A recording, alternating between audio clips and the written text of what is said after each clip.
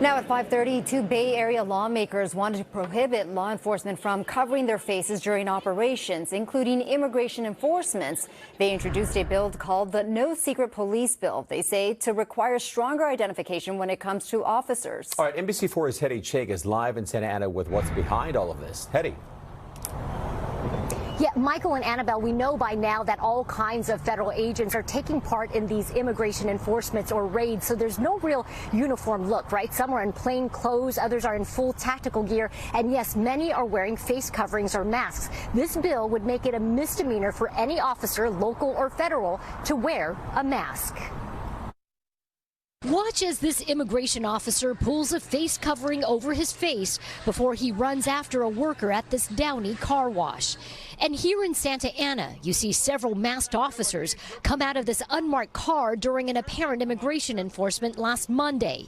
Some federal agents carrying out immigration enforcements are easy to identify, but others, like this plainclothes officer with no visible identification, are not. It's really scary. It creates like a form of secret police, and that's not what we need in California. Democratic Senators Scott Wiener and Jesse Arguin, who represent the Bay Area, introduced a bill Monday called the No Secret Police Act.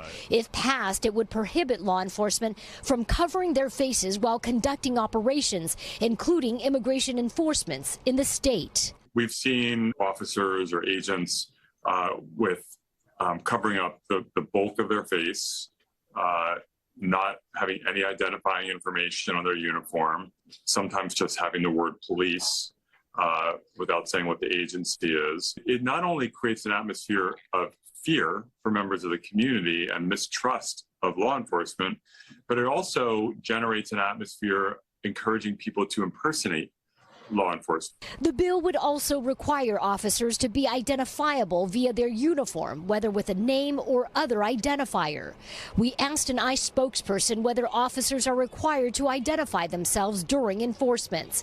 In a statement, he said, quote, ICE officers wear badges and carry credentials with their name and corresponding organization.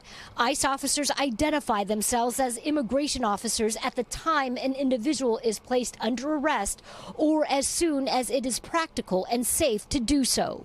As for the use of masks, Homeland Security Secretary Kristi Noem last week said officers need to protect their identity for their safety. This after President Donald Trump said protesters wearing masks should be arrested. There are exceptions in this bill, like a SWAT officer or an officer who needs to wear a mask in a natural disaster like a fire. Lawmakers are expecting that this bill will have a full hearing in the next month or so. We're live in Santa Ana tonight. Hetty Chang, NBC4 News.